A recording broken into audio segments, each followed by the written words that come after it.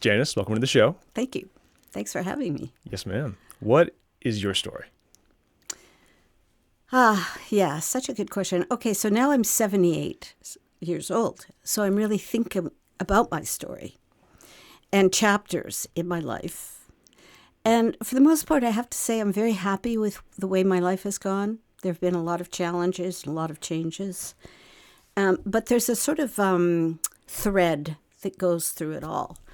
And that is a real curiosity about change, how people make change, how change can be manifested, how we deal with change, why we're immune to change, why we want homeostasis, so we'd rather that things stay the same. And I had two big drives in life. One was to travel so I could observe, because I'm really an observer. And one was to become fluent in French. So I did both. I'm proud of myself I did both, although I think I should be fluent right now in about 4 languages. My husband is fluent in 4 languages. Whoa. And he just goes from one to the other very easily. And I just didn't discipline myself enough to do that. I'm sort of disappointed in that, actually. But you got French. I got French. That's good. I got French. Yeah. So I was born in Canada in a town called Port Credit. Well, I was born in Toronto, and I was raised in Port Credit, which is about 20 miles outside of the heart of Toronto. And I grew up there in a solidly middle-class family. I was born in 1948, so that was 3 years after World War II. And my family was deeply impacted by World War II. My father was in the Air Force, the British Air Force to start with. Then he went AWOL, went back to Canada, joined the Canadian Air Force, and went back. My grandfather had been in World War I in the cavalry for 4 years in France. He had been on a horse so much that he had calluses on the inside of his thighs, which he had his entire life. And I knew nothing about this till my grandfather was dead, unfortunately. Because I would have a lot of questions about that experience, and I never did really hear much about it. I only learned about it from the reading. The cavalry, of course, dragged the guns around and took all the supplies up to the trenches and everything. And it was a miserable war. That he survived 4 years is astonishing, quite frankly, I think. Anyway, so my parents had that background, and as I was growing up, in the early 50s, a lot of the things they would watch on TV were World War II documentaries. Yeah? Despite just living it? Yeah. Wow. And my father never talked about the war except to say that my father was a very, very kind, warm person who loved people. I think that's where I got that from. Was curious about people, loved people. Hated war. And he always said, I really can't stand humanity. I think we're just cruel and stupid. But I love humans, individual humans. I relate to people. And it was true. It was true.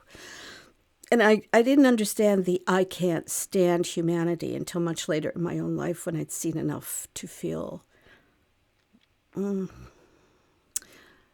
same. It's kind of like when you and I were talking about introversion, extroversion, you're kind of in the middle. Mm-hmm. I feel that way about humanity. On the one hand, glorious and innovative and creative and wonderful.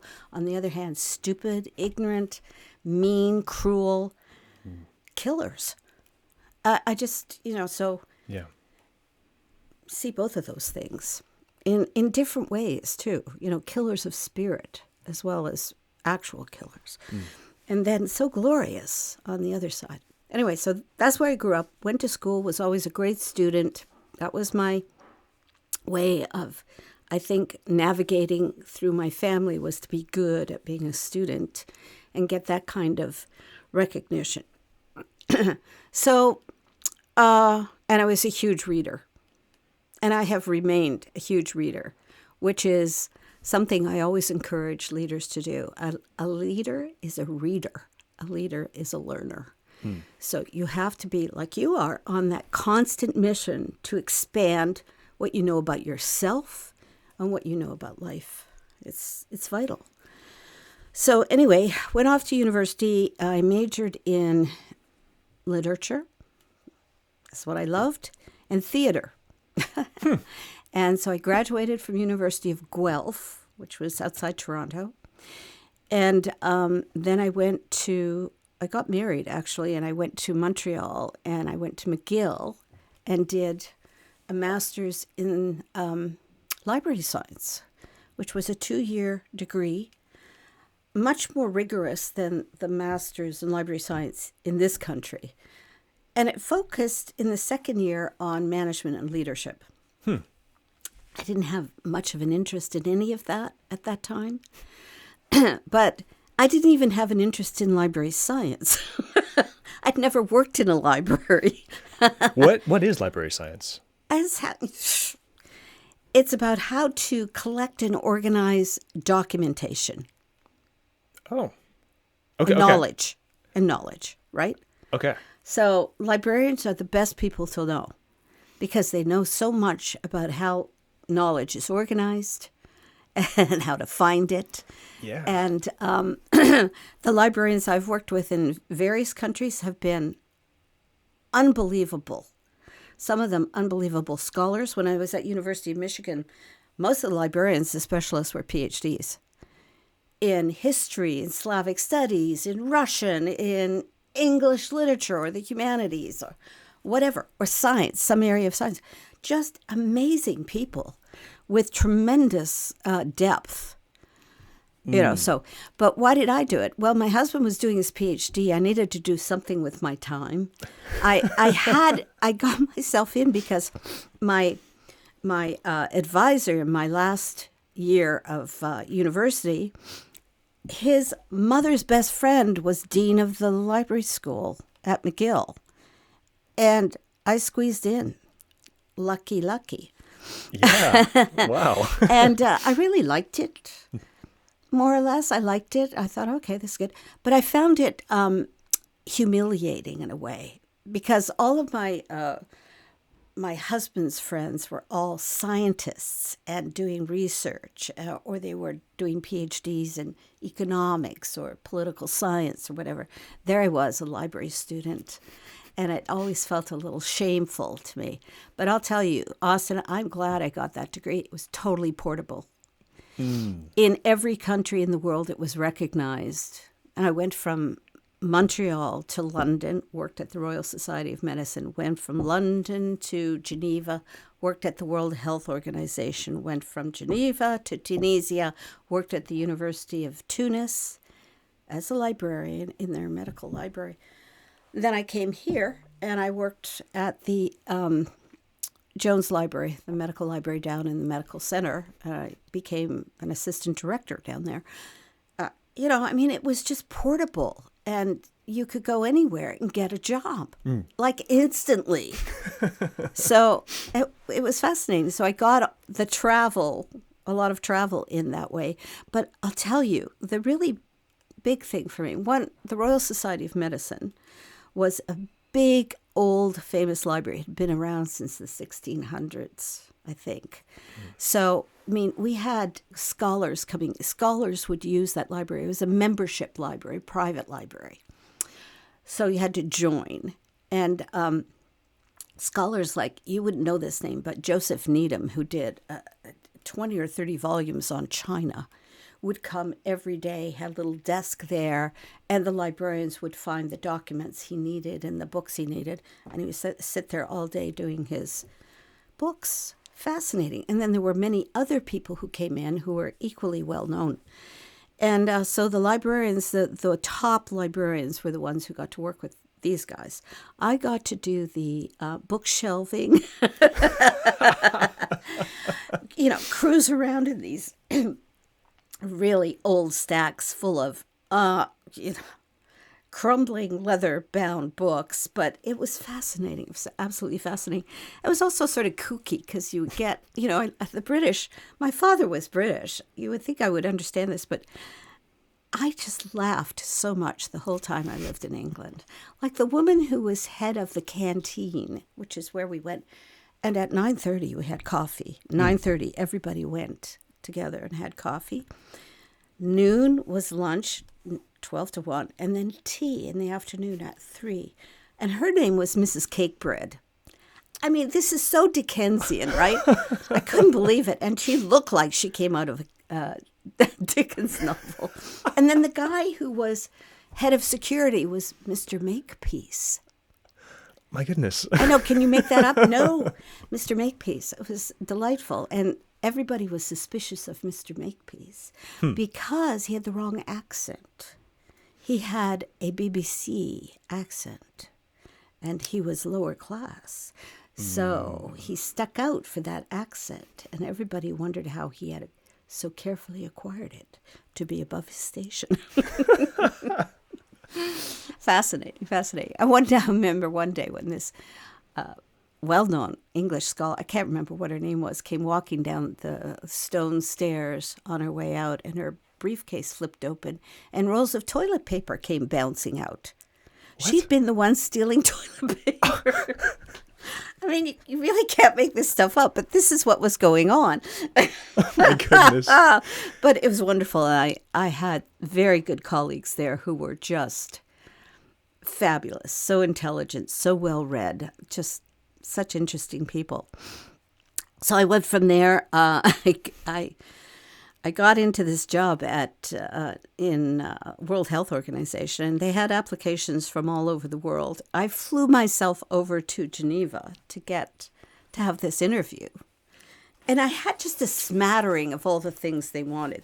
They wanted somebody who could write, so I had to do a writing demonstration. Mm-hmm. You know, they gave me a pile of pamphlets and said, write something like, the beginnings of a grant or something. So I thought, a clue, but I just wrote okay, that seemed to be good enough. They wanted someone who spoke French. I spoke French, not fluent, but enough for them. They wanted a librarian, obviously, and then they wanted somebody who knew something about computers. This is 1977. Oh, about computers, computer science? I don't know. Oh, yeah, because we had Medline then. Online medical literature was just coming on board at that time. And I knew a little bit about that, not much. So I got the job. But the great thing about being at the World Health Organization was that it really opened my eyes to the world. And this was my political education. And my political education and how the world actually operated. Because there too at 9:30 in the morning there was a coffee break. 200 people would go upstairs to the top floor. I mean, you're looking out at the Jura Mountains on one side and I don't know, a gorgeous landscape. Oh, Lake Geneva on the other. And people were coming in from all over the world, and you'd be sitting at these long tables. You never knew who you were going to sit beside, but you would hear them talking like, I've just come out of India, I'm doing this project, blah, blah, blah. And you could just be a sponge. And so I had a few years of listening to people talking about doing change projects in various parts of the world. Plus, we got to a staff to sit in on the big councils, the international councils that were held. So we could sit up at the back and listen in. And the themes are practically the same today. Women and children's health. Big theme. They're all men down there for the most part. Talking about we need to protect women and children, but did they do much about it? Some did, but most I don't think did much. Because women and children are in the same situation now that they've pretty much always been. It's better, much, much better, but it could be much, much, much better than it is today. Anyway, so I learned about that. I also learned that the UN was controlled by the Russians and the Americans. And I didn't know anything about that. And I wasn't American. Oh, that was the other thing. Because I wasn't American, I was Canadian. And they had quotas on the numbers of people from each country. So they didn't have their quota filled on Canadians. And that's partially how I got that job. But I learned a ton. And, it's not that I was really great at what I was doing. I was called a technical officer. My job was to write grants and proposals and stuff. I wasn't great at that. What I was great at was observing and learning. And that's what I did. I was deeply curious about what the heck was going on and how all these different nationalities worked. And the interplay between them, right? The interplay between them. And also how a bureaucracy takes hold and stays fixed. Like a lot of those people that were in the Home Office in Geneva got their jobs in the early 50s when the World Health Organization was formed. And the International Labour Organization and the refugee. And, all of them, there were many of them in Geneva. And they got used to the salaries and living in Switzerland, and they weren't going anywhere. So it's interesting, interesting. And also the bureaucracy, I'd never really come across such a big bureaucracy. So that was an eye-opener, too. The other thing I found fascinating was when Americans came in to give, to do presentations or whatever, and we were allowed to go in and hear what they were talking about, I was struck by how, well, first of all, they were very enthusiastic. They felt they had all the answers, right? Oh, yeah. Lacking in humility, didn't ask a whole lot of questions, just kind of had the attitude, we're here to tell you how to do it. And it struck me, I didn't know a whole lot of Americans. I don't think I knew any. Oh, I knew a couple in Montreal who were at McGill, because the husband worked with my husband. Yeah. So that was the only American couple I'd ever met. So I was surprised at how, and I'd learned enough, I guess, by the time I started to see these people come in, I'd learned enough to know when they were probably on the right track and maybe on the wrong track with what they were presenting. So it was interesting to see that. And I got very interested in how you make change, because I was there when we eradicated smallpox. I was in the World Health Organization, as a staff member, a lower level staff member, but still, it was fascinating to hear the stories about how they did it. It was brutal work, very hard work, and each country had their way of doing it. Like Indira Gandhi, she just had the military go in, and at gunpoint they would round up people in the villages and vaccinate them. Wow. That was how it was done. There's no choice here. I guess it works. It did work because we eradicated smallpox. What was that day like whenever they made the official announcement, we've eradicated smallpox at the World Health Organization? Well, I mean, it wasn't like there was big jubilation there kind of was, but it wasn't, they didn't throw a party that I was invited to. Anyway, probably they did, but I wasn't invited to any kind of party. But it was just astonishing to talk about how long it took. I have to say, Americans were big drivers in that. One of the things they were confidently correct about, maybe? Yeah, I think because of their research, their scientific research and so on, and that they got the whole world to do this. This is one of the reasons that I find RFK Jr. just so dangerous, so pathetic. People died. A lot of people died of smallpox. I had a colleague, an Indian colleague, who'd had smallpox as a child, and her face was all pitted with scars. It was horrible, horrible disease. Polio, too. Now we want to lift the polio vaccine, make it optional. People don't understand. You die of these things or become crippled for life. So anyway, that was a huge learning for me. Also, what I learned was so-called expert consulting. You send in a group into a country, they would tell you what you needed. You need a nursing school. You need a medical documentation center. You need tractors. You need textbooks to teach medical students, whatever. And we will provide it. We'll build the nursing school. We'll put in the curriculum. You walk in and run it. So expert consulting will tell you what you need.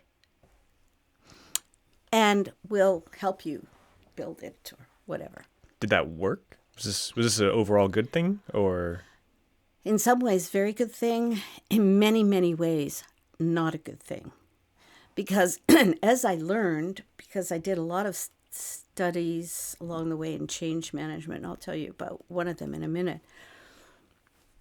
When you don't ask people, like you asked me, what's your story? I'm allowed to tell it. But when you go into a community and say, we know what you need. Right. They have no ownership. Like one of the big things that was done right after World War II was wells being drilled all over North Africa, in where the nomads are in the Sahara and so on. Wells being drilled. That was a big deal. But if they didn't ask for a well, and they didn't know how to maintain a well, and they didn't know they shouldn't let their animals pee around the well, poop around the well, right? Oh, yeah. They contaminated the wells. Not so good. Not so good. They didn't ask for wells. So, you learn that people know what they need.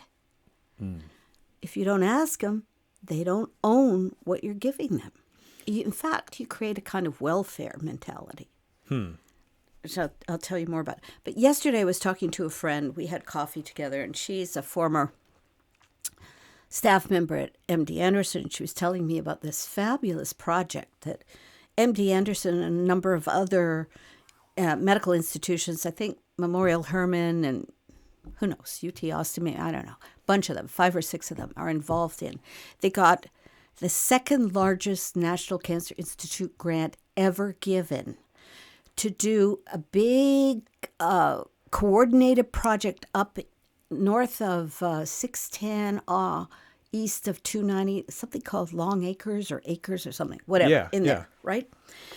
And so they did do it right. They went in and they talked to people about what they needed, and they were ready to bring in better education, better healthcare clinic, whatever, who knows? I don't know all the elements, but it was big. And the people said, we need you to get rid of the stray dogs. Okay. Neighborhood was full of stray dogs. They couldn't go for healthy walks because there were so many stray dogs. And they were afraid of being bitten and having their children bitten and everything else. And hats off to this group because that's what they did. They got rid of the stray dogs first. Yeah. So that builds trust. Yeah. So then the community says, okay, you're really interested in us. We can work with you. So that's the kind of thing that needs to happen. And that's the kind of thing that wasn't happening in a big, big way right after World War II in the 50s, 60s, and 70s. Now, there were some groups who, like the guy who started World Neighbors, started it in India, I believe. Yes, in India. And he, what was his name? I've forgotten his name. I think he's got a book called Cry Dignity. He came up with this, that you need to talk to the people and ask them what they want. And they will tell you what they need. And then you can help them get it. So what I learned was, and I learned this in an interesting way, was that expert consulting does not work, and that in fact doesn't work as well as it could. And that in fact, what we had done in the world by the 80s, 90s was turn the whole damn world into a welfare state. Reliant on the WHO or whoever. Maybe. What I saw in Tunisia was drive down a rural road, you'd see a John Deere tractor flipped over in a ditch. they didn't know how to repair at that point John Deere tractors, so they didn't need to repair that John Deere tractor that came from an American group. Right. They would go to the Swedes, and the Swedes would give them a new tractor. Oh, see what I mean? Wow, yeah. Yeah. So, and I don't mean to, I'm not insulting the Tunisians here. This is just what was going on all over the world. Out of the good nature of Americans and Europeans and so on, but also because they were creating markets. Interesting. Because Right? if you're providing tractors, whenever they need tractors, the tractor maker likes that a lot. Yeah. When I was when I went for my training for the UN, before I went to Tunisia, I was sent to Egypt for a couple of weeks of training on what Tunisia is all about. Unfortunately, the Tunisian expert was on holiday, so I never got training from the Tunisian expert. I could have used it. But I did meet a guy in the airport who was an American, and he was over there, John Deere representative. And he said, he was very smart, though. A lot of these people, who, when they go out and they deal with these other countries, they quickly become smart about what's going on. He said, they don't need John Deere stuff yet. They're not ready for it. Okay. So now, if you're in a developing country like Morocco or Tunisia or any of them, or India, you're going to see brilliant a brilliant way of taking apart tractors and cars and rebuilding them. They'll last now for decades because these people know how to make this stuff work. So they've become they're very, very innovative and resourceful, very resourceful. But anyway, okay, so what happened? Okay, so I was in Tunisia. Then I came to, I was divorced by this point. I came to Houston because I met a guy in Tunis who was doing his PhD at UT Houston, School of Public Health. So we got married, and I came over here. He was working for Project Hope over there. He knew a lot more than I did because this was his second tour of duty over in Tunisia. So I ended up in Houston. Never in my life did I think I'd end up in the United States. I had no desire to live in the United States, ever, ever. Because like a true Canadian, I felt very superior. And also in my travels with my family down into the States, I was horrified at the poverty. Oh. Horrified. The poverty everywhere. We drove down to Florida for one trip. I was just shocked at the poverty. And then shocked at some of the glorious towns we went through. Beautiful, beautiful, beautiful. But the poverty, oh, whoa. Terrified me. And then, we'd often go down to Buffalo to buy our school clothes and stuff because it was cheaper. And then half of Buffalo was boarded up. It was like sad, scary. Anyway, so I end up in Houston, and I learned a few things about Americans very quickly. One, they eat far too much. So when we would go to restaurants and they put this humongous plate in front of you loaded with food, I thought it was like a farm table or whatever. We're supposed to share all this. Oh, no. This is one serving. This could have fed a village in Tunisia. Mm-hmm. And within a year, I was able to eat that plate of stuff. I mean, it's just ludicrous. Like, whoa, what is this? But secondly, I learned how innovative, creative, entrepreneurial Americans are. And they invested in people in the places I worked. They invested in you to go learn other things, to expand your skills, to do things you had not trained for, but you wanted to try. It was glorious. That's why I've stayed in this country.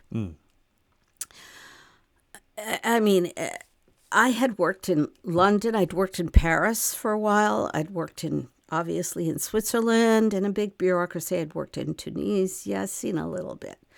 Not saying I knew everything, but I'd seen a few things, right? And I could tell you, this place, this country was the place to work. If you had ambition, drive, curiosity, initiative, you could really go places here. Do you think that the encouragement from like employers or just maybe the culture in general that pushes for those kinds of things, do you think that creates the kind of people that you saw in the WHO that were the Americans that came in and just kind of told you what to do? Or do you think that those people just so happen to thrive in this environment? I think a lot of people thrive in this environment because it was freedom, freedom to grow and learn and so on. Now, I've always felt that institutions are not democratic. You may think you live in a democracy, but you get inside an institution, you're not in a democracy. You're in a, I told you this is how we're going to do it kind of place. Now, that's one of the reasons I got interested in change, even in big institutions, and I'll tell you more about that in a minute. But the ethos was learn and grow. Where I was lucky enough to work. And I've coached a number of people or worked in a number of areas where even though the place was full of fabulous professionals, that was not there. Yeah. How would you describe the ethos working in London, Geneva, Paris? Oh, it's all very kind of dead. Yeah. Well, I'm looking the 70s, right? 70s and 80s. Yeah. So not today. That's 40, 50 years ago. So I don't know what it's like now. I think I kind of know from watching programs and so on that things have changed enormously. And there's been a lot more emphasis on learning and growing in other countries. But it was dead. It was just so dead. So the shock from moving here and seeing like, oh, they actually want you to really do well and grow. Yeah, I'd never It's, like, experienced stunning. that. No, I couldn't even move back to Canada. My parents wanted me to move back to Toronto. Sure. I didn't want to go back to Canada because of the work. Because work became for me a place where I could become myself, where I could really expand my skills, my knowledge, my experience, where I could grow.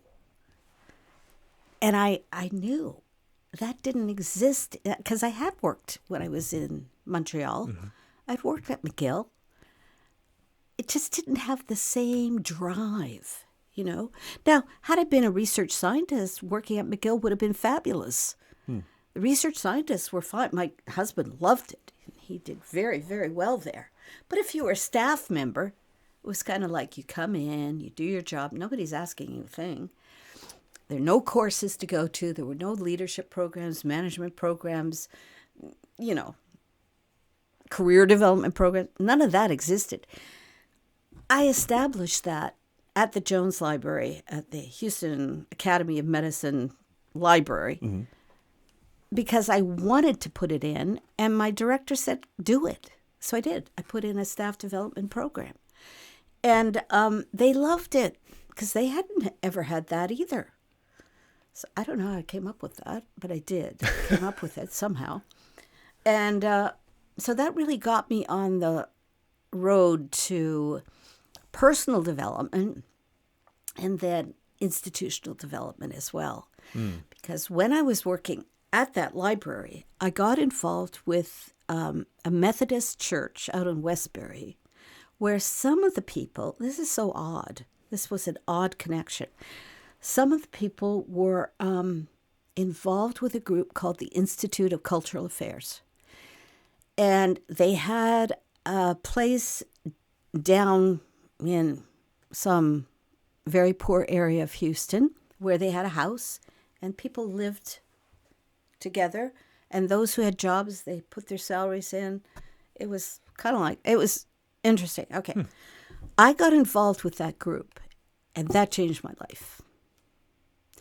Those people had vision. I mean, off the wall vision. Their vision was so great, I would think to myself, you guys are nuts. But those nutty people had done extraordinary things in the world not only because they had vision, but because they had figured out how to do it successfully. So they knew change. And they, in fact, decided at one point, by the way, they were started, the group, by a group of Methodist ministers in Austin. Huh. And they felt they had the same beliefs as this guy who created World Neighbors, who wrote Cry Dignity. I think it's called Cry Dignity. That you need to sit down with people and honor people and listen to them about what they want. So they had developed methodologies of social change based on that. At some point in their craziness, they had decided, let's just send groups out to all the, latitudes around the world, and we'll start a project in each one, and we'll see how we do. And they did. So they sent people who'd never been to Africa, to Congo or somewhere, I don't know where. I've forgotten in Africa where they went. India, they ignited change in all of Maharashtra state because they moved into a local village. And let me tell you, you would never want to live in one of those local villages, Austin. They are so poor. They are so restrictive. They are so terrifying in a way. They're so out of our own scope of understanding.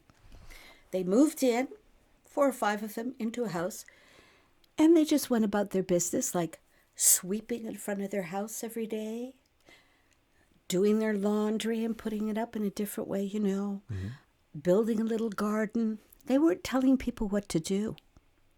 They were building up relationships. People were very curious about them. When you move into, you're the enemy. It's like, you have to be really careful. You can get killed in those situations. People have died, change agents. What they found out was, in building this trust and then getting to know some of the people who seemed to be leaders within their own communities, they were able to sit down and say things like, well, what would you change if you could change anything here? Oh, we would do this or we would do that. Then they talk them into, how about if we have a town hall meeting and we talk about this? It takes a lot. That took 8 or 9 months to get to that point. People came together, men up front, ladies at the back, right? Yeah. So they'd lead this discussion of what would you like if you could do anything, if you could change anything. In one lucky instance, the wind was so strong, I don't know what village this was in, that they had to turn things around and go back to where the women were to lead it. Huh. The women knew exactly what they needed. Education for the kids, healthcare. Education, healthcare. Right? The men, it's very interesting at that time anyway. I think in some places it really hasn't changed. It's very hard to get men to change because of the machismo. It's kind of like, my friend's not changing, he's not changing. We own our wives and our kids.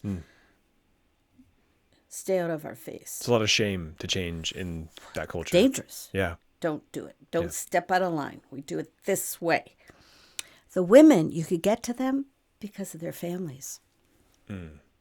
So the women in the 70s and 80s in many places became the change agents.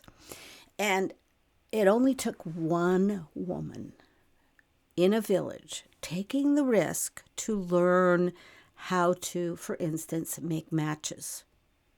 And she'd start to make a little money. And her life would start to get a little better. And people would start to notice, hey, and then 2 or 3 other women would say, well, I want to learn to do that too. And before you know it, then you get a buzz going, and the men can't deny that their lives are better because there's more money. So then you see change kind of start, the flames start. And it's fascinating to see those kind of dynamics. Now, if you go in as an expert consultant and you say, hey, I've got a tractor, I've got Monsanto seeds and fertilizer. they'll grab it. Mm-hmm. But then they want you to give them more Monsanto seeds, more fertilizer. Give us a new tractor, whatever. That's what has happened around the world. So my friend, who was CEO of World Neighbors for 10 years and went to the poorest countries in the world, not only the poorest countries, the poorest areas of the poorest countries in the world, said they had towns where they couldn't even get in because they had to be invited in because if they weren't giving stuff away, they weren't interested. What they wanted to give away was how to do this on your own. The ownership of it. Yeah. Here, leadership development, in a sense. Okay, so we will work with you on where to find resources. Let's experiment with these different crops and see what happens, what does well, what doesn't do well. So it'd be 10 years or so of work like that. And as they're trying these different things within the community, people would learn how to do these projects. They'd learn how to research. Okay, I did this crop this way, and then I did this crop, and this crop over here is much better because we did this and this. So they'd learn these things. They'd learn where to find resources because there were plenty of resources in many areas. They just didn't know how to get them or where they were. And if you just tell them this is how you get it, that doesn't work. They don't own it. And there has to be some level of ownership there. There has to be some commitment. There has to be a thinking of, we can do this on our own. We're capable. Let's do it. Mel said she ran a meeting in some place in India. I think it was in India. Maybe in South America. Who knows? They all sort of function in the same way. They had 1,000 farmers come. They had put up signs. We're going to have this meeting about farms and blah, blah, blah. And by the end of the meeting, they had 2 left. What happened? They weren't giving tractors away. They weren't giving seeds away. They weren't giving fertilizer away. They were giving away their knowledge and their commitment to help you do it on your own. Why do you think people don't want ownership like that? Like whenever you have like that potential of ownership presented to you, why do people kind of shy away from that? Oh, it's a very good question. I think, as I was explaining with the men, I think some of it is dangerous to change. So who wants ownership of something that could get you killed or ostracized, which may be even worse, to be ostracized out of your community. Then you have to live in a state that's almost like death. Yeah, you're disowned by the community. And some, I think, is just fear of not knowing, fear of being shamed. In very, very patriarchal societies, that's really, really a huge value for them, is, not being shamed in front of other men. And I'm sure there are plenty of other reasons. Laziness. Yeah. For me, sometimes it's just sheer laziness. Oh, 100%. Right? Me too. Yeah. Kind of like, I mean, my strength is the vision, the working with people, getting them to see the possibilities, getting them, starting their internal fire. But I am not great at execution. So when I had my team at MD Anderson, I had 17 people on the team. I had people who were really good at execution, not my forte. I'm the person to put up in front of a group and get them on fire and see the possibilities. That's my strength. But I had other professionals who were fabulous at getting stuff done, executing. Just not me. Yeah. I think Right? in some ways, I think I think I kind of feel that a little bit as well. Sometimes like that step change to actually start the idea, like it's going to be so good, but actually getting it in motion can be so difficult. Yeah. And so, I mean, it kind of, I think it rolls a little bit into change management.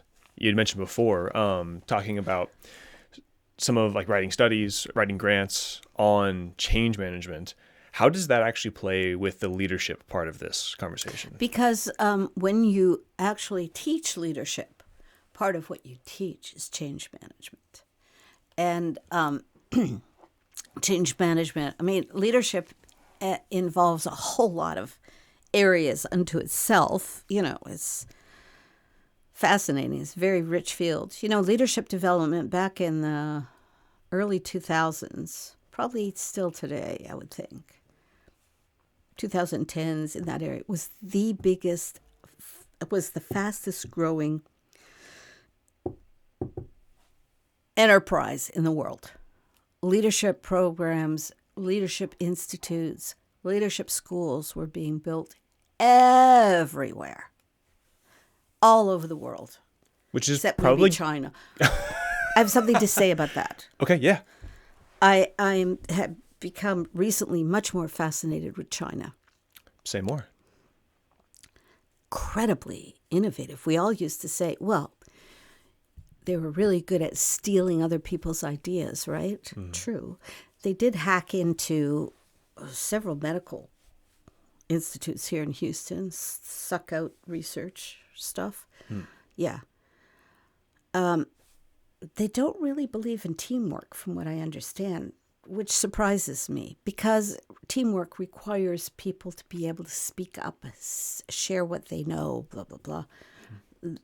Now, I could be totally wrong. I'm only going on my little bit of research recently through ChatGPT, quite frankly, on how do the Chinese approach teamwork. Oh, no team. They don't talk about teams. But yet they're incredibly innovative and effective. Get this. In the Chinese government, what is it called? The CCP? Whatever it is. Yeah. Where they all show up, all 1,000 of them, or however many there are. Most of them are engineers. Really? Yeah. Most of the people in our government are lawyers. So where you have a whole bunch of engineers, what are they talking about? How do you build this? How do you build that? How do you do this? How do you... And they've done some look how they've changed in 20 years or 30 years. They've gone from being rural nothing to magnificent cities, rail lines. I mean, I was watching a show on the 5 electric vehicles that Canada's going to start selling. Mm-hmm. I don't know how they're going to repair these things. Like, where are the repair people going to be, right? Yeah. But, wow, they're unbelievable cars. I hope they work well. I mean, I'm just open-mouthed at these cars. Oh, yeah. I've seen some, like, reviews of them. And, like, the features and honestly, the performance of them is quite stunning. Spectacular. Yeah. Spectacular. So, the Chinese are over there beavering away on all this stuff and building it and getting it done. And now they have huge middle class. So, I mean, that's all I know about China. I'm just watching and thinking, yeah, I'd really like to see that. It's kind of a fascinating spot that they're in. Yeah. It's we don't need to linger necessarily too long, but I think that there's like a really interesting kind of potential fallout to be seen of this. It's almost like a change that they're experiencing. At least my understanding of recent Chinese history is it's very top down and like you said, very rural. Very hierarchical. Yeah. And based on what you're saying, and I've kind of heard rumblings too, it might be changing. Which, it is. Which is good for, a myriad of reasons. Whenever you give people the ability to innovate, whenever you have a middle class, these things that just tend to foster teamwork, like you said, it starts to change a society. Yeah. You need to look on, do you use Instagram? Yeah. Okay. Juan Unpacks China. Okay. YUAN. Juan Unpacks China. He does little segments of a minute or two on China. And I find it fascinating. Yesterday, he did Shenzhen. 8 millionaires a day created there. What? 8 millionaires a day. They're all about innovation and entrepreneurship in that city. Wow. More new companies started there. Unbelievable. So I want to know more about that. And I want to know more about how the Chinese, I mean, if ChatGPT is right, who knows? Because sometimes it pulls some questionable research pretty stuff. crazy So I'm going to do hallucinations. some more investigation on this. If they don't really believe in teamwork, how are they getting this stuff done? Yeah. Now, bridges have fallen down. Buildings have fallen down. Things have not worked. People get executed for that. Yeah. So I want to know more. Okay, so going back to change management, whatever. Where were we? Let me see. Leadership I was programs in- popping up all throughout the world Okay, in so 2000s. Institute of Cultural Affairs. Yes. Okay. I got involved in that. All right. They had this. And so we would go down and have meetings in this drab little former apartment complex where everybody lived together, everyone ate together. They were smart people. Austin, unbelievable people. Not religiously wacko, but spiritual. Sure. And this is one of the things I found. I thought, what is it they're doing that's working so well? And I really came to the conclusion was that not that they said so, they appealed to the human spirit. They understood the human spirit. And that impacted me greatly. Like when they set up a meeting, they had decor around that was very, very intentional. The blue marble picture of the earth, other symbols, not overtly religious symbols, other things. And so without saying anything, you got to realize you're part of a world. We're all in this together. They didn't tell you that. You just, as I learned more about them, because they started to train me on what they were actually doing. I realized, wow, these people are amazing. Okay, so then they came up with, because they would have a meeting once a year in Chicago, which is where their main group was. 750 people would come from all over the world, and they'd decide what they were going to work on. So they came up with this idea of catalyzing human development around the world. Oh, wow. Now that's a slogan. Yeah, and I thought, these people are nuts. These people are nuts. I was working at the library at that point. But that vision was so big, and to me, so crazy, I could not be involved. So I worked nights and weekends on that project for 5 years. And I'll tell you, Austin, I was not the most enthusiastic participant.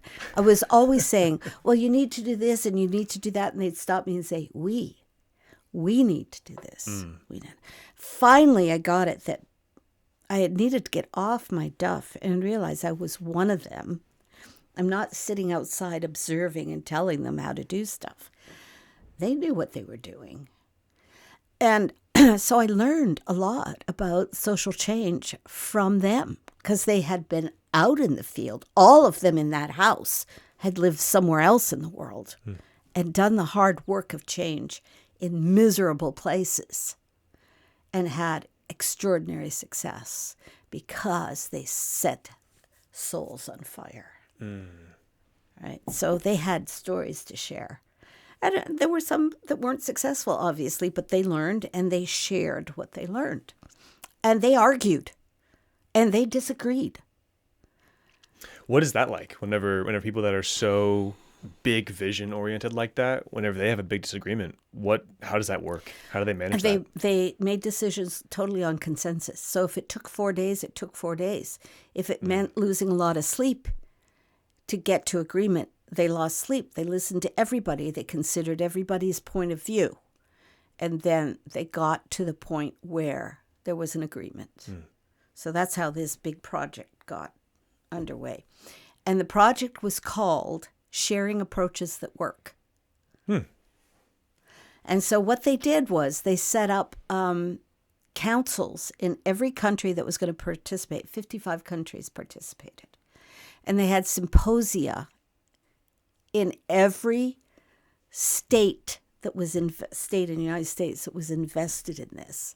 And they had people like on the, people like Andrew Young and, people like that who were really high up there in the American government and agencies and so on.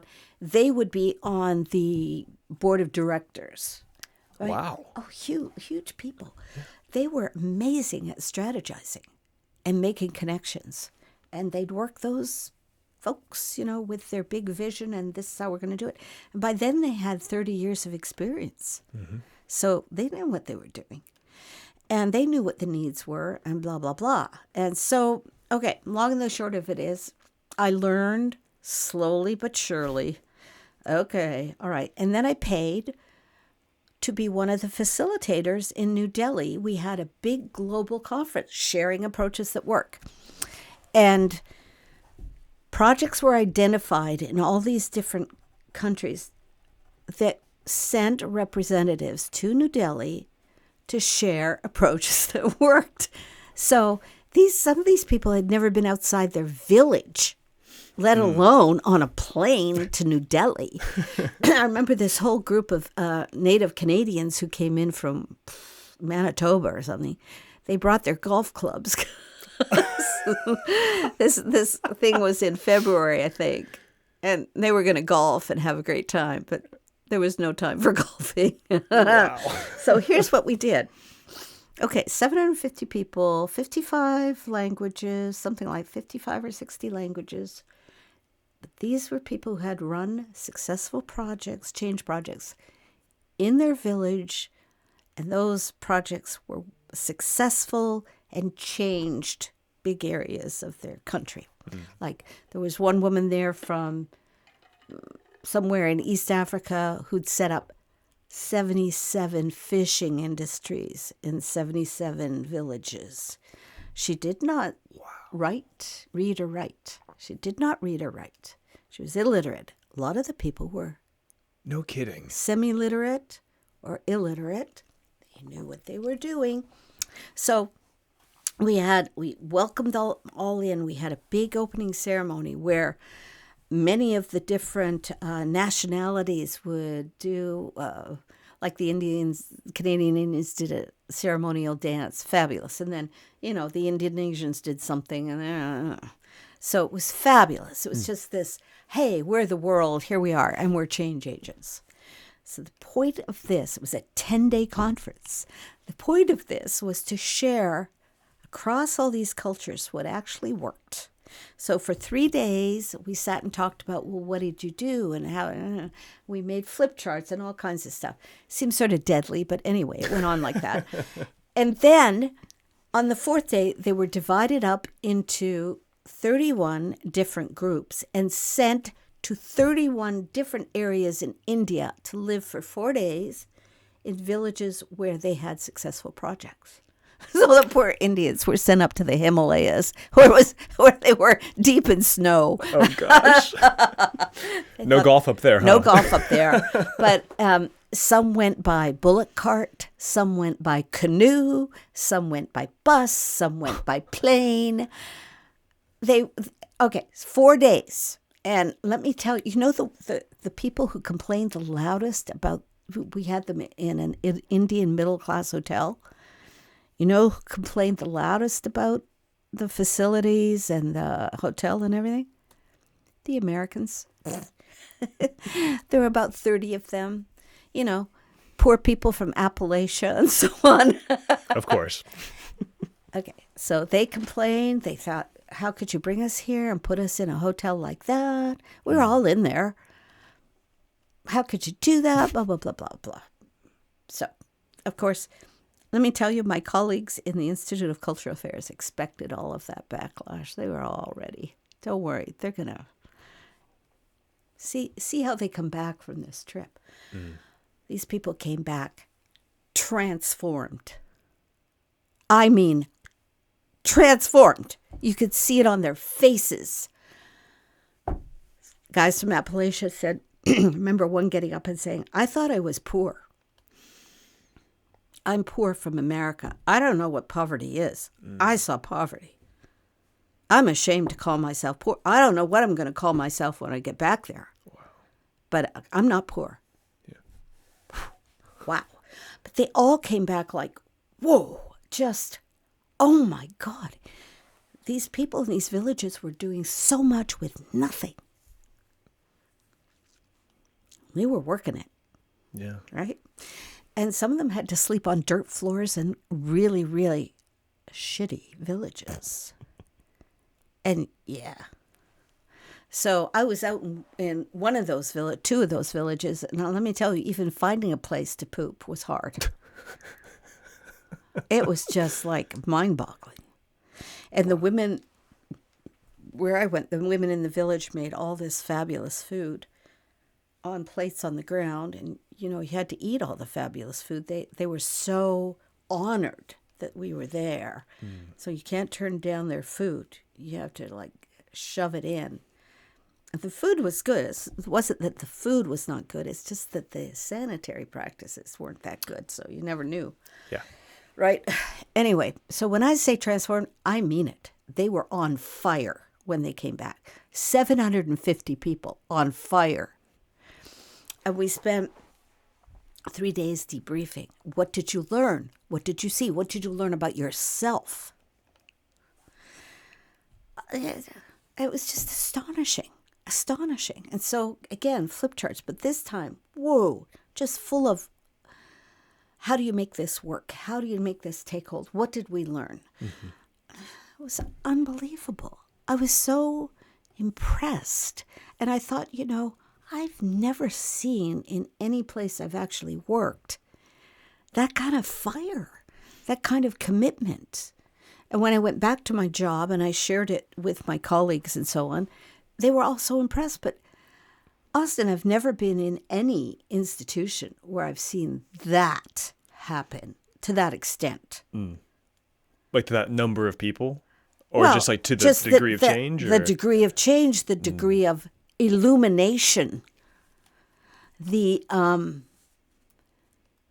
just made me so aware of really what is possible, you know, that we don't do it in our institutions because there's so many, you can't do this, you can't do that, we couldn't do it, you know, we have to get the job done, we can't spend our time, you know what I mean? That got too many obstacles. Yeah.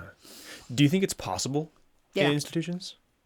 Yeah, I think some have actually done it. In fact, the Institute of Cultural Affairs has been in various parts of, say, the Ford Motor Company, for instance, and had dramatic change happen. Really? Yeah, smaller parts of it. Yeah, they've done some big projects. Yeah, it's possible. Here's the other thing, though. How do you keep it going? Ooh, yeah. Right? How do you keep it going? It's hard. You can have this initial, woo, wow, this is wonderful. Look what we did. Look what we can do. But then you have to keep it going.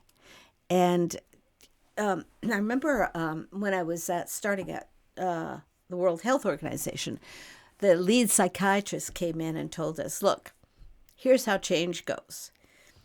3 months, you're going to feel great. Then you're going to go into a dip and you're going to wonder how you got into this. Then you'll go back up around the 6-month period. You're on another high. Then you go down. Then, so I've kept that in mind my whole career. And I've used it in all the change management stuff I've taught, that it goes in cycles. You're on a high, then it goes down. You know this from doing the podcast, right? You're on a high. This went really well. Then, what do I do next? That's life. We just seem to have these cycles. And managing ourselves is really the trick more than anything. Yeah, but sustaining change is hard because it gets boring after a while or tedious. And you have to try to recapture that feeling of, wow, we could really do this. Yeah. So we did it to a certain extent. I was very proud of what we did in my job. Not that I had the part of believing in it, I guess, and standing behind the idea we had and the group of consultants we brought in. And we made had an enormous impact. And the program that we developed changed as we went along, and we learned things and adapted. And it went on for 17 years, and I consider that a huge accomplishment. I mean, absolutely. That's incredible. 17 years. We put over 1,000 faculty through our various leadership development programs. And then, it came to a point at MD Anderson where they wanted to not have a special program for faculty, but integrate that program into a program with staff. I could see the need for that. But on the other hand, I also saw that the faculty had special needs that required them to spend at least some time together as groups, developing trust where they could be open with each other because they were on an equal level. Put in staff. And they don't click in the same way. So it was my time to pull back at that point. I retired 9 months after that, after I finished some projects, because the institution wanted to go in a different direction. And at that point, you have to say, okay, I've given it my best. It's time for a change. They need to do what they want to do. I'm not part of this. But I was 71. I retired when I was 71. So I thought, well, okay, that's fine. They carry on. Yeah. Yeah. Anyway, so Institute of Cultural Affairs. That's where I learned a whole lot. Okay, so then I was recruited up to University of Michigan, where I had an interesting but dull job that went on for 10 years. But in the midst of that job, my dean supported me in going to something called the Planned Change Institute. No, it's Planned Change Program, which was a year-long program run on the weekends. And interestingly enough, this was run by Sylvia Carter, who had been the dean of the School of, Sociology, maybe, at McGill University. And her husband, Larry Lippitt, whose father, Ron Lippitt, was the PhD student of Kurt Lewin, who escaped Nazi Germany, came to the United States, became part of MIT or Harvard or whatever, and launched the studies of how the heck did World War II happen? How did all these people fall for this? So they looked at social change and individual change, and how does it all happen? So Kurt Lewin became very famous for his work, which ended up with, I think, maybe Ron Lippitt and his brother and a few other people took that work and started national training labs. Big effort. National training labs started all the encounter groups in the 60s and 70s. Wow. Yeah. And these encounter groups were powerful processes of understanding yourself, who you were, where you were headed, what you were committed to, and thousands of people have gone to the national training labs. I don't know if they're still, it spawned a lot of other similar things, encounter groups, where you got real with other people, right? Really got honest in front of people and so on. So I learned from Larry and Sylvia the research behind what the Institute of Cultural Affairs was doing. So I got the social methodologies from the Institute, but I didn't understand how they were grounded in scientific research, sociological, anthropological research. So I got that in a year from Sylvia and Larry. So they had a big part that was self-awareness. Who are you? What do you know about yourself? What are your limitations? Where are your blind spots? So, in your interactions with people around the room, they give you like honest feedback. It got to be pretty tough at times. And then also, how do you go into an institution or a company and help them? How do you become an effective consultant? So they use the work of Peter Block, flawless consulting and that kind of work, on how to listen, how to ask good questions. Edgar Schein, you need to read Edgar Schein, Schein. Edgar Schein did his research on prisoners of war coming out of China after World War II, and how some capitulated and kind of gave in to the propaganda, and some resisted and didn't give in. So his research became the basis of organizational behavior, organizational dynamics. You want to read him. He's got a book called Humble Inquiry. Humble Consulting, I think. He's got a number of books. He's like my, he's, I wanted to check and see if he's still alive because he had a lot of videos. But this is somebody you really need to read. That's why I said at the beginning, to be a leader and to be effective, you need to read widely. Not just leadership stuff, novels, poetry, soul stuff, your modern wisdom, all of that. Because you need to constantly be expanding yourself. It's sort of a self-mastery. You never get there. And in each phase of your life, you change. What you know about yourself changes. How you think about yourself and so on. But some of these great thinkers, Edgar Schein, Humble Inquiry, Organizational Culture and Leadership. What else does he have here? Humble Leadership. Humble Consulting. These are all great. Edgar Schein. Edgar Schein. Cool. Edgar Schein. Janis, I'm going to pause real quick. I got to use the bathroom really bad, so I'll be right Go back. ahead. Edgar Schein. Edgar Schein. Humbling Inquiry, Humbling Consulting, or Humble Consulting. Leadership, Humble Leadership. Consulting. Absolutely on my list now. So through the Plan Change program and actually starting to understand some of the sociology research behind what the ICA was doing so well, what is some of why does it work so well? Like actually like sociologically in us, why does it work? It's the listening, Austin. It's the being curious.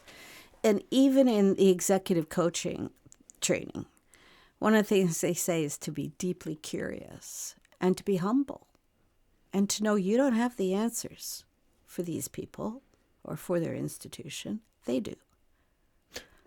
So your job is to listen and ask questions like you're doing with me. And to elicit things and to sort of help them frame how they're going to do it, to ask those questions, to lead them through processes that let them take the lead. And then to teach them along the way the obstacles that can derail a project, right? And there are lots of things that can derail a project.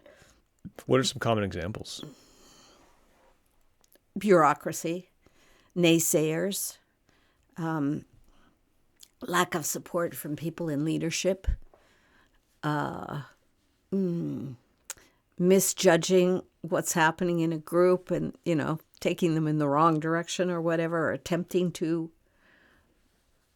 move them in a direction that maybe isn't in line with the way they're thinking. All kinds of things can derail these projects. But it's kind of, what you want ultimately is for them to get a taste of how successful they can be and the kinds of change that they really can make. When I was at University of Michigan, the Dana Miller-Tyson group, Dana Miller-Tyson has also, they are part of the Ron Lewitt group. They came out of the Ron Lippitt group. Let me look here because they did a book that I've got. Let's see. Whole Scale Change, Unleashing the Magic in Organizations. You want to get that one.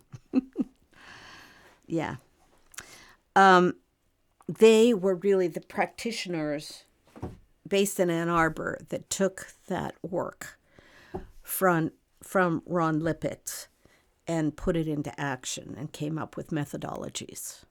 I wonder if I'll have to look up and see if they're still active, but a lot of them The last time I looked, we're still active. Yeah. And it's been taken up by many executive development programs across the country and various universities and so on. But also at the same time, it's interesting how little people really know about what change is all about, you know? Mm-hmm. What is change all about? It's about, first of all, self-awareness and getting to know yourself and understanding what drives you, and developing some, at least basics of self-mastery. I'll tell you, I'm still on that road of developing self-mastery. The other people that I have found really interesting are some of the military guys, like Stanley McChrystal, who wrote Team of Teams. And he's written a book I intend to read that was published in January, I think, called On Character. Leadership is all about character. This is why we're in this fucked up mess right now. We have a whole bunch of people with no character running the country. So, what is character? Marcus Aurelius, way back when, talked about character. He wrote a book called Meditations. You do have it? I think it's behind you or it's in my bedroom. Okay. But yes, I have read Meditations. Good. Fantastic book. Another book that I think is really good. I brought some things. Is Stefan Zweig's book called Montaigne. That's a book you really should get and read, because it's along the same lines. Okay, McChrystal, McCraven wrote a book. William McCraven also. He ran the Osama bin Laden raid over in Iraq. Then he became the president of UT Austin, and he found out how difficult it is to manage and lead faculty who believe in academic freedom, which means I'll do whatever the hell I want. Thank you. Yeah. Rather than, no, you will not. You're part of an institution. Your academic freedom pertains to your research, not to being part of an institution. That's mind-blowing for many faculty. They don't believe it. All right. Okay, Jim Mattis, that military leader who he takes Marcus Aurelius with him all over the world all the time and reads it. McCraven, of course, wrote Make Your Bed and other stuff. I've read a couple of his things. He's really good. A friend of mine worked for him in UT, and it was fantastic, she said, because he's a real thinker. Oh, I've got Marcus Aurelius right here in my purse. I thought I had another thing that I brought. Oh, yeah.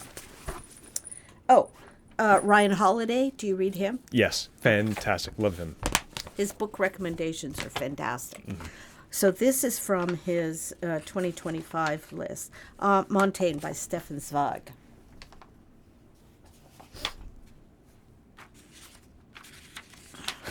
He literally bought 1,000 copies.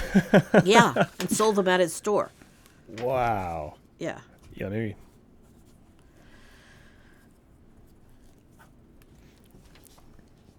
Cool. Yeah. So what would you say is the common theme between all these things? Because know yourself. Know yourself? It's a lifelong enterprise, a lifelong activity, journal. What does knowing yourself get you? What does that do? Well, it allows you to not be an idiot when you go into institutions or you work with people or whatever. It allows you to not think you know everything. It allows you to keep learning. It keeps you open and observing and dealing with your own idiotic tendencies. Being honest with yourself and then helping other people be honest with themselves. it's really everything. It's emotional intelligence, right? Emotional intelligence, and underneath is self-awareness, self-regulation, motivation. All those things are part of emotional intelligence. I think that's really the hardest thing to learn in life, is to expand your emotional intelligence. That's why I say read, read, read, read. Read widely. Read things that you think you wouldn't necessarily be interested in. Like my husband and I, he's a big reader too. We like to go to Barnes & Noble, take a stack of books and sit down and have a coffee, and he'll be there a couple of hours just reading. Don't have to buy them all. You can read them there. Yeah. You're just sampling. Yeah, sampling, exactly. So that, I think, this is why I'm interested in these military guys. They all have PhDs in history. They're not stupid people, right? Yeah. They are not stupid people. Not only that, they have taken that history that they've learned and gone into countries and fought. So if that doesn't make you aware of who you are pretty damn fast, I don't know what would. Yeah. I had the great honor of having an hour and a half discussion with Stanley McChrystal over breakfast. He's incredibly disciplined. Doesn't eat anything till the evening. Nothing. Whoa. He gets up, he does a 7-mile run every day. He journals, keeps notes, reads, eats that in the evening. And when he was in Iraq, he would have a meeting every Monday over video with 7,500 participants all over the world. And that meeting would go 3 or 4 hours, and it was all, what do you do? What are you observing? What have you learned? Blah, blah, blah. Accountability. What's still missing? Blah, blah, blah, blah. And then, so it's incredible how he did that. And then he would sometimes get his military gear on and go out into the field at night, drop in on troops or, guys up there in the mountains or whatever. He'd just helicopter in, and he'd fight with them for the night or be with them to see what was going on, what they were facing. So he did not deny himself the opportunity to be shot or captured. These guys have character, Austin. They have guts, they have smarts, they have character. And when I sat with McChrystal, I was one of the people who sort of got him involved in MD Anderson, and it caused the demise of my department, frankly. Oh, no. Because he thought, too, that the faculty should not be separate from the staff. They should all have one leadership program, and he recommended that, and they went in that direction. It was goodbye my department. But be that as it may, he was an impressive man, humble, strong, knew what he knew, but interested in you, and listened very well. Just impressive. Impressive. What was the biggest thing you learned talking to him?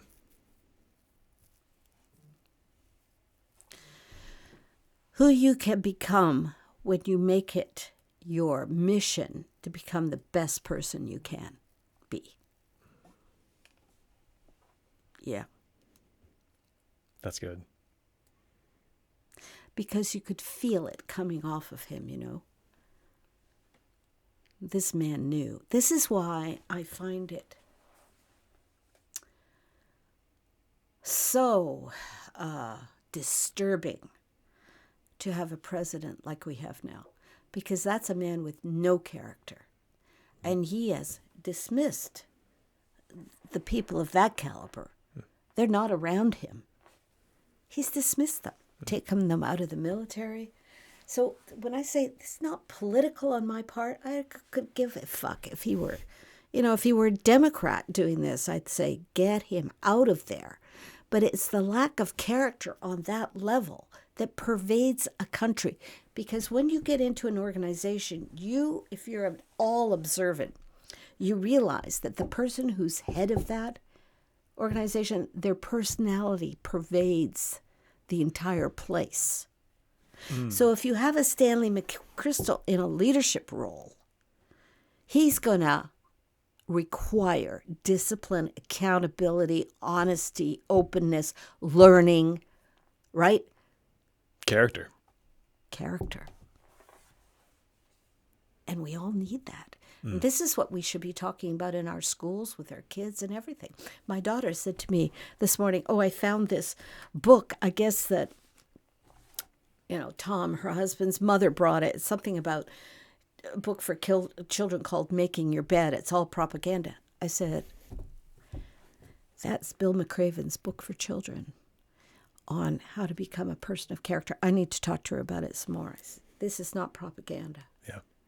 This is the real deal. I bought it for the kids.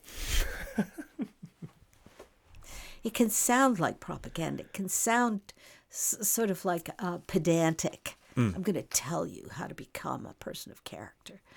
But in a sense, what they're doing is they're opening the door so you can see what character is.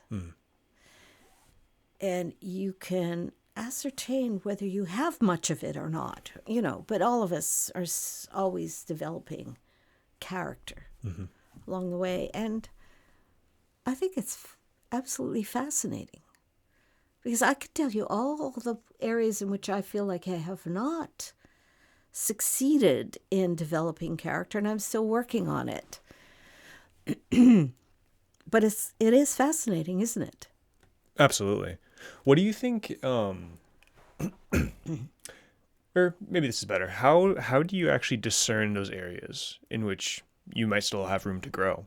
Because I think a lot of people, myself included, we can be pretty good at noticing the things that we're good at just because we're egotistical.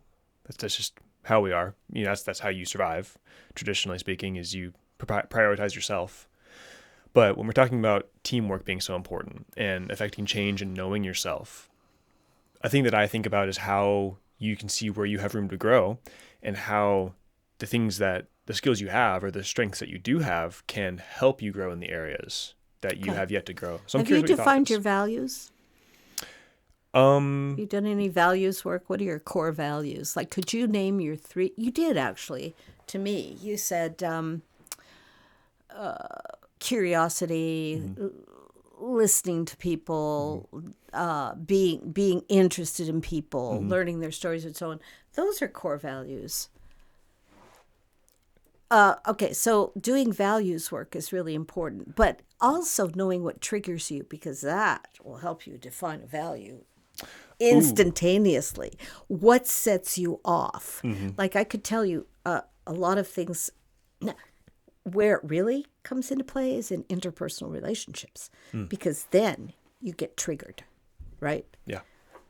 Interpersonal relationships, marriages are like the toughest training ground ever, because that person knows where your triggers are, and he or she will either touch them or avoid them.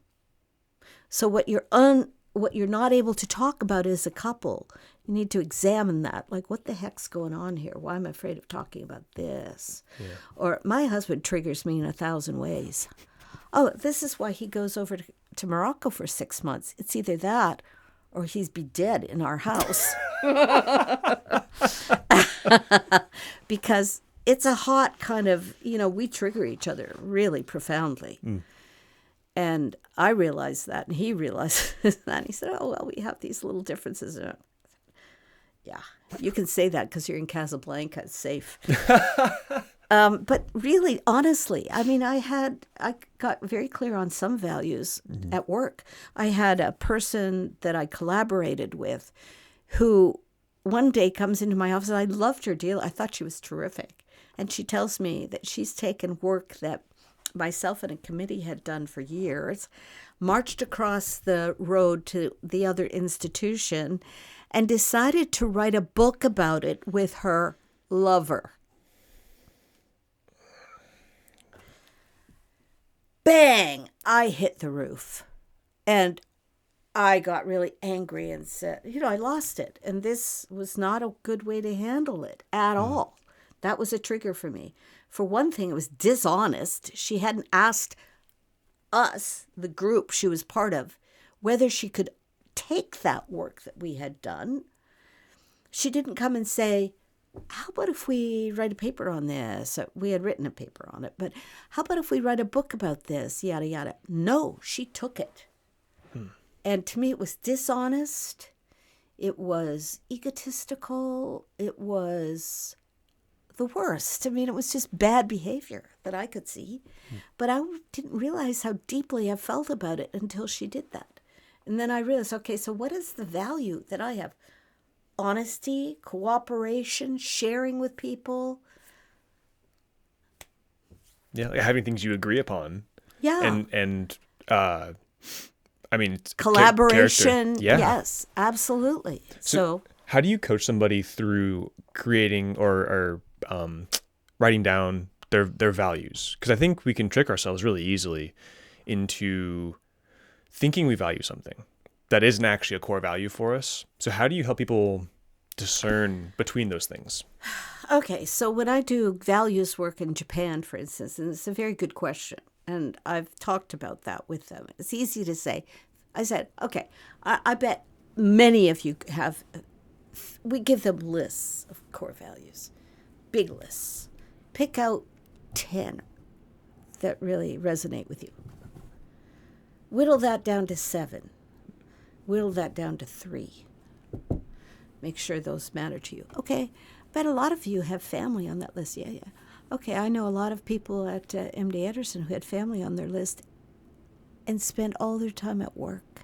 So tell me, how can that be a core value? If you're not spending time with your wife or husband or kids, if you have no family time and your time is all about you and your work, is that a value?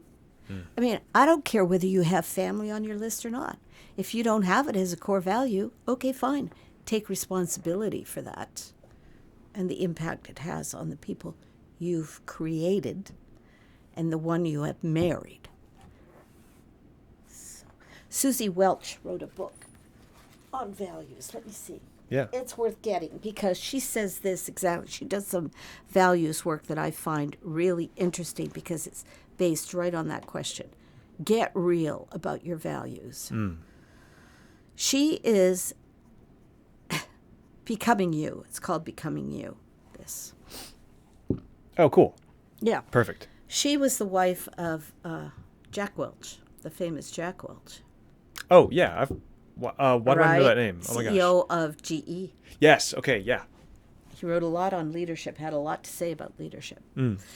And she met him when she interviewed him for Harvard Business Review. She was doing a profile on him. And she'd just gotten this job to be editor of Harvard Business Review. And they had this lunch and they ended up in bed together in a hotel. Now, that's a story. That's a story. And then they got married. And were very, very happily married until he died. Wow. Yeah. She's very open about it. Good for them. Yeah. That's wow. Okay. So values are really, really critical and important. And I have a list that I keep on a Post-it on my computer. But every so often I think, no, you're not really, One of my big values is harmony. I can't stand it when the house is not in harmony. It's very hard to be in harmony with my husband. So, I'm looking at that thinking, what do I do about that? It's tough. Yeah.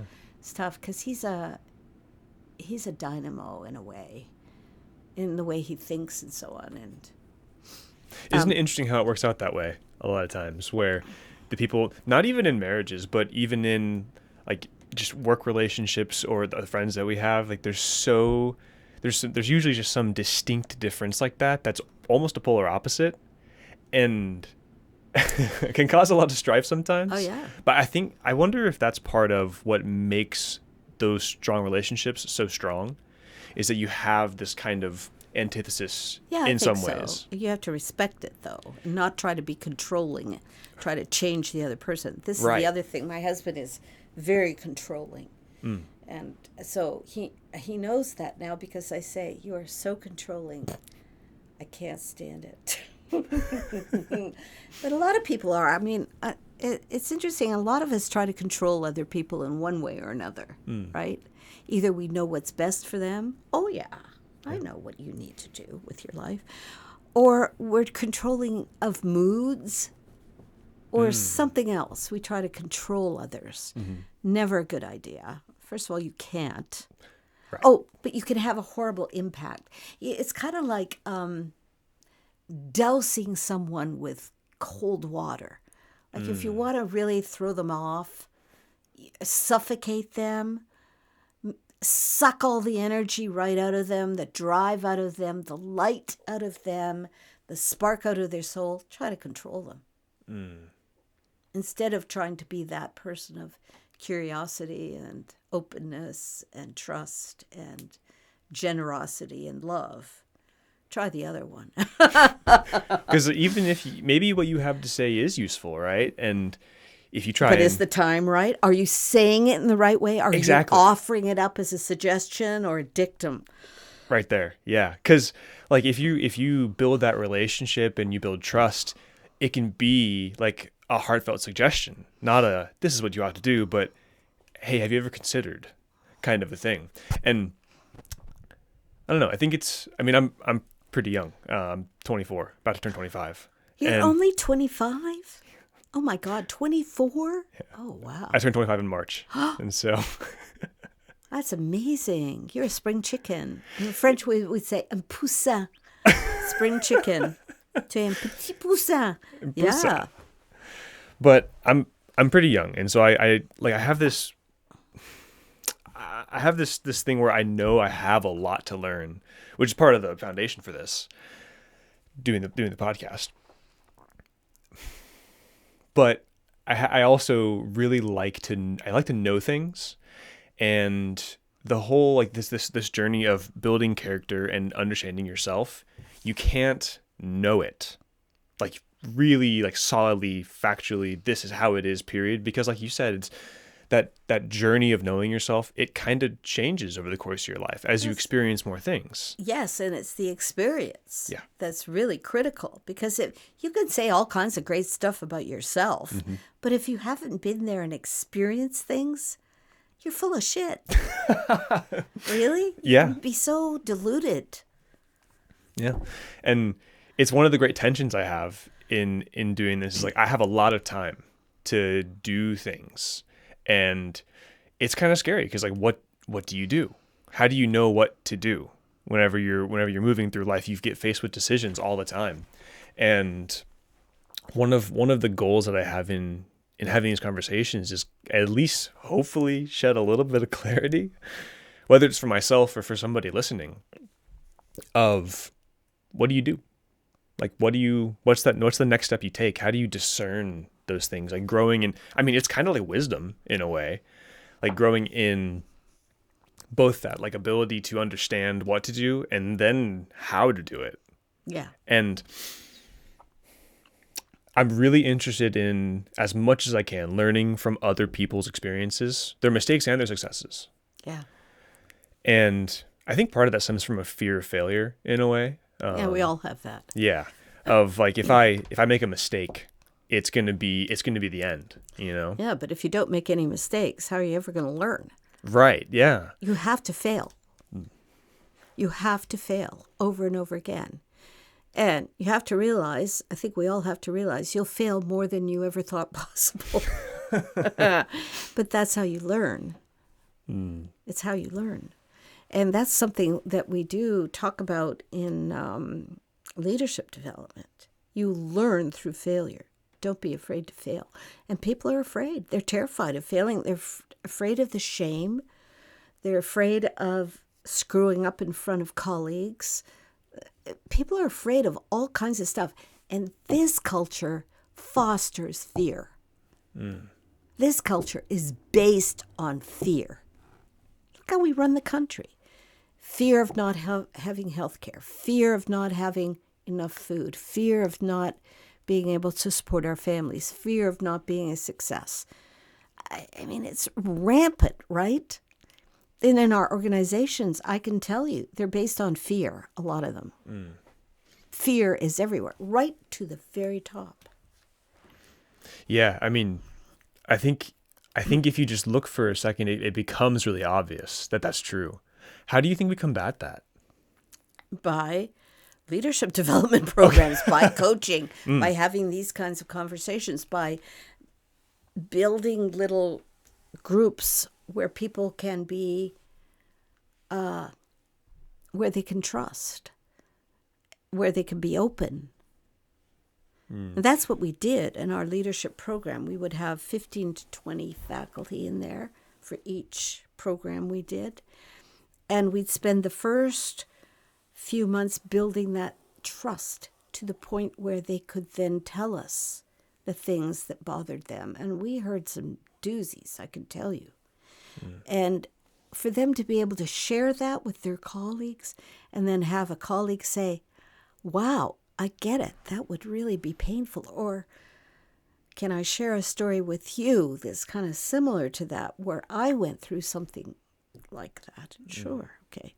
So they could share experiences. And we heard some unbelievable stories from them. Why do you think vulnerability builds leadership so much? You have to be able to be vulnerable, because that's being vulnerable is the basis of trust. Being able to be vulnerable in front of other people.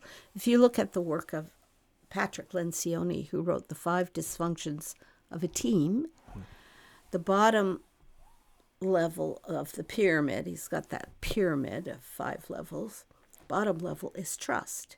And what he says is vulnerability builds trust. That means that in your group, your leadership group or your team, you're able to say, I screwed up. I'm sorry. I made that decision and it hasn't worked out. I'm sorry. Or, that you can face those things. You can say those things to the group you work with closely. There was a movement, a thing called appreciative inquiry, which was a way of doing this actually in groups or initiating change in organizations through appreciative inquiry, which really was a way of allowing people to be truthful and vulnerable with each other. That Austin, has to be intentional. Yeah. Right? It has to be built intentionally. You can't just walk into a group and go, hey, be my vulnerable self, because they won't know what to do with it. They'll be scared to death if they haven't experienced a group, a trusting group. Oh, it can be intimidating too. Yeah. Terrifying. You just said this. Now, do you expect me to do that? It's kind of like going into an AA group, right? Where you get up and tell your story. Yeah. That's tough. That kind of thing. Yeah. Not that I've been in an AA group, but I've been in similar groups. Sure. Is it the same kind of fundamental framework? Yeah. How do you coach people through bouncing back after they fail? Resilience. How do you build resilience? How do you think you built resilience? I think it's a great question. I don't know if I have a great framework for it, honestly. I think in a lot of ways, the way that I've built whatever resiliency I do have has kind of been through luck. I'm not going to lie. I think that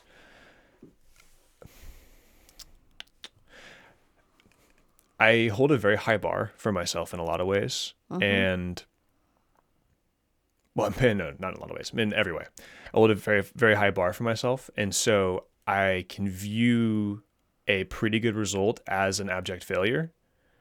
Why? Well, that's a phenomenal question. I think if I knew why, I may not have the problem, honestly. Maybe. Are you a perfectionist? I do not call myself a perfectionist, honestly. Do other people see you as a perfectionist? I don't think so. Okay. Might be a good question for my wife. Ask her. I will. I think I know one of the biggest problems I do have is that I'm pretty well spoken, and what that means is that when I think I know something, I'm very convinced that I'm usually right. And that probably can come across as perfectionism sometimes, where I think there was a knock. oh, I was tapping on the table. Oh. Where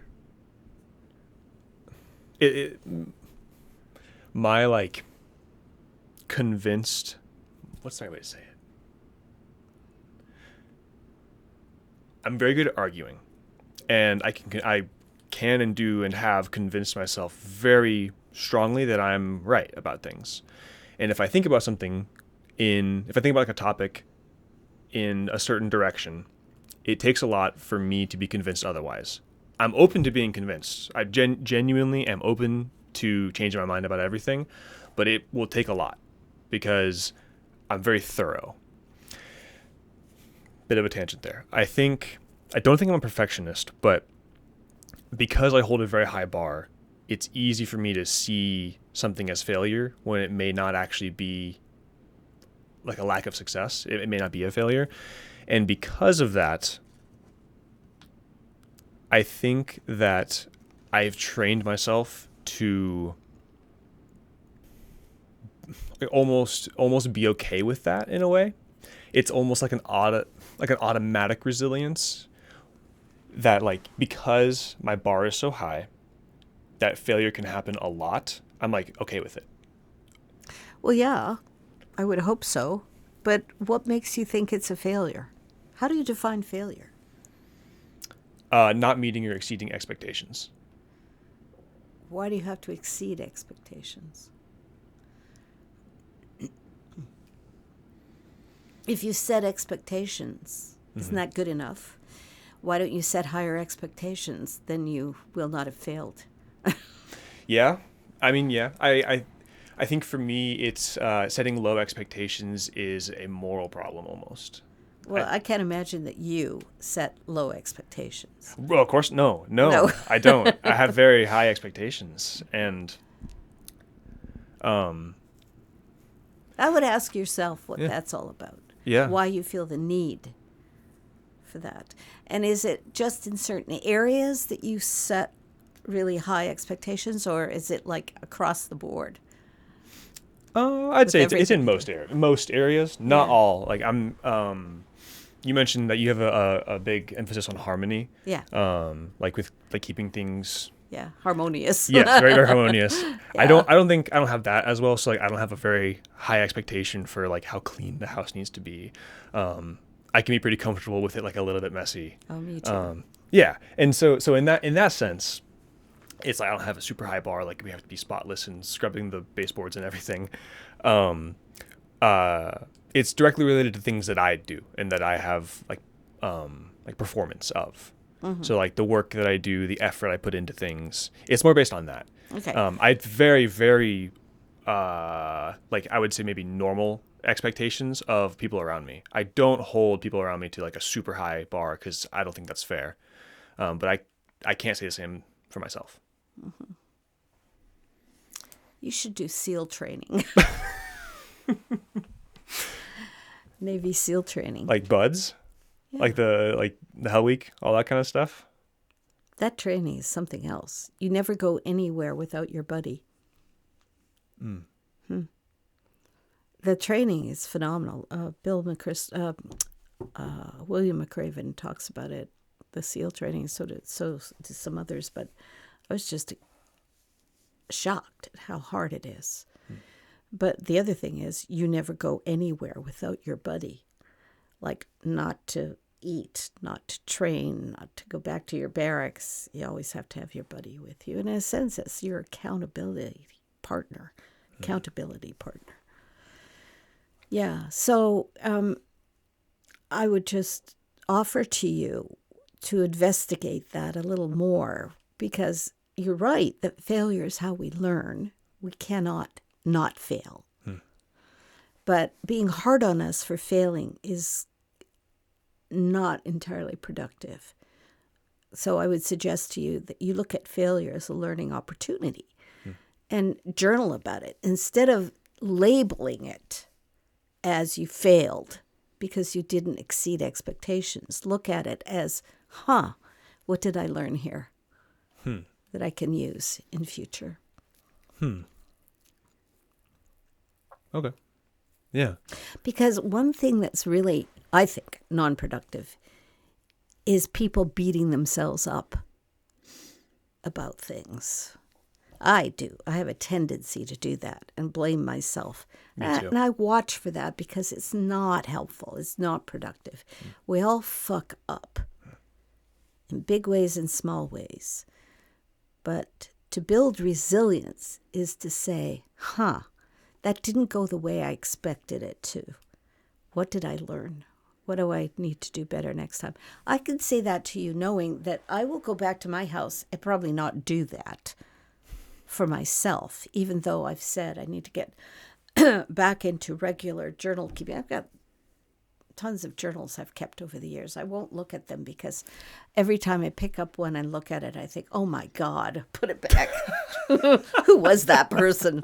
That egotistical little shit. So that's not helpful. But I have learned a lot. So that's what I try to use the journaling for is, okay, what's going on with me today? And lighten up, give yourself a break. But, at the same time, sometimes you need to set high standards. Janis, I think that this is a really good note to end on. Okay. I think we'll definitely have an episode 2 of this. Okay. But I really appreciate this. This has been really cool. Lots of really good recommendations for these books. I will probably be spending close to $100 on books in the next few weeks. Oh, so. I'm sure you will. Listen, I have 2 stacks of books that I've sorted out of my bookshelves that you're welcome to have. Most of them are leadership type books. Yeah. So if you want to come over and have a look, please do, and you can have them all. Absolutely. Awesome. Janis, thank you so much. Thank you.